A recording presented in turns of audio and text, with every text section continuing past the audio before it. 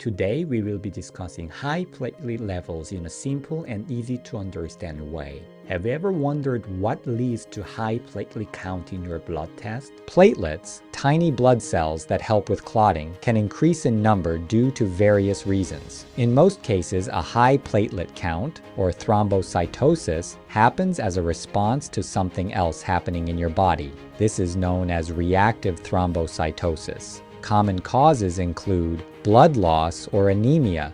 When you lose blood or have conditions like iron deficiency, your body might ramp up platelet production.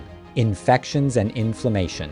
Bacterial, viral, or fungal infections, as well as inflammatory conditions like rheumatoid arthritis, can trigger an increase in platelets. After surgery, especially if you've had your spleen removed, your platelet count might rise. Reactions to medications. Certain drugs can cause your platelet count to go up. Sometimes, however, a high platelet count could be a sign of something more autonomous, like a myeloproliferative neoplasm, a type of blood cancer. This is rarer but requires careful medical evaluation. What are the red flags for a high platelet count that you should never ignore?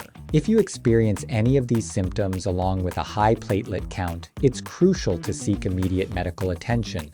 Signs of serious blood clots or bleeding, such as in your lungs or legs. Unusual symptoms of blood disorders, like unexplained fever, night sweats, or significant weight loss. Visible abnormalities in blood tests, like unusual cells in your blood smear. Splenomegaly. An enlarged spleen can be a sign of a serious underlying condition. Curious about what test your doctor might order to find out why your platelet count is high? Here's what they typically look for. Complete blood count, CBC. Recheck to confirm the high platelet count, blood smear.